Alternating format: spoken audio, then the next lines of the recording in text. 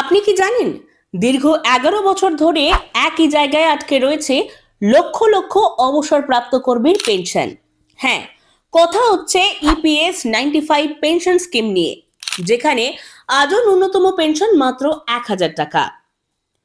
2026 সালের কেন্দ্রীয় বাজেটের আগে এবার সেই পেনশন নিয়েই তৈরি হয়েছে বড়সড় আশা।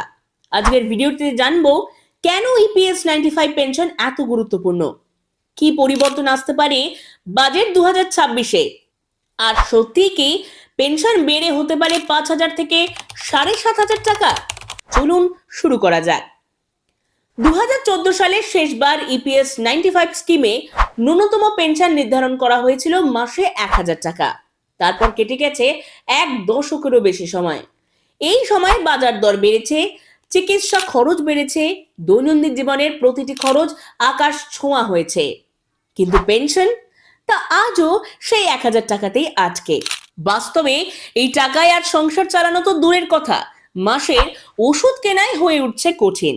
এই কারণেই দীর্ঘদিন ধরে বিভিন্ন শ্রমিক সংগঠন ও পেনশনার অ্যাসোসিয়েশন সরকারের কাছে দাবি জানিয়েছে ন্যূনতম পেনশন বাড়ানোর। বিশেষ করে ভারতীয় মজদুর সংঘ বিএমএস সহ একাধিক সংগঠনের দাবি ন্যূনতম পেনশন অন্তত 5,000 টাকা করা হোক। কেউ কেউ আরো এক ধাপ এগিয়ে 7,500 টাকা, এমনকি 10,000 টাকারও দাবি তুলেছেন। কিন্তু এতদিন কেন সেই দাবি মানা হয়নি? সরকারি সূত্রে জানা যাচ্ছে এর মূল কারণ ছিল ইপিএস 95 পেনশন ফান্ডের অ্যাকচুয়ারিয়াল ডেফিসিট। সহজ কথায় বললে ফান্ডের টাকা কম, দায় বেশি। এই গাণিতিক ঘাটতির কারণেই এতদিন বড় সিদ্ধান্ত নিতে পারছিল না কেন্দ্র। কিন্তু এবার পরিস্থিতি বদলাতে চলেছে। খবর বলছে বাজেট 2026-এ কেন্দ্র সরকার বিশেষ আর্থিক অনুদান বা টপ আপ গ্র্যান্ট দিয়ে এই ঘাটতি মেটানোর পরিকল্পনা করছে।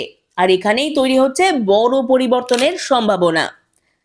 আরেকটি গুরুত্বপূর্ণ বিষয় হলো ওয়েজ সিলিং, অর্থাৎ ইপিএফ এর বেতন সীমা। বর্তমানে এই সীমা মাসে 15,000 টাকা। এই সীমার মধ্যেই পেনশনের হিসাব করা হয়। কিন্তু 2026 সালের 5ই জানুয়ারি সুপ্রিম কোর্ট কেন্দ্র সরকারকে স্পষ্ট নির্দেশ দিয়েছে 4 মাসের মধ্যে এই ওয়েজ সিলিং নিয়ে চূড়ান্ত সিদ্ধান্ত নিতে হবে।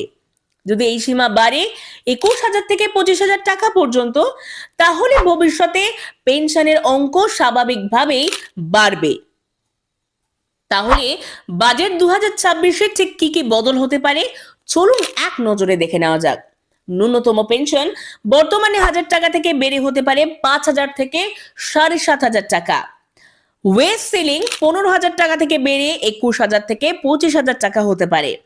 এতদিন পেনশনের সঙ্গে ডিএ অর্থাৎ ডিয়ারনেস অ্যালাউয়েন্স যুক্ত ছিল না। নতুন বাজেটে ডিএ যুক্ত হওয়ার সম্ভাবনাও তৈরি হয়েছে। পাশাপাশি পেনশনারদের জন্য চিকিৎসার সুবিধা বাড়িয়ে আয়ুষ্মান ভারত প্রকল্পের আওতায় আনা হতে পারে।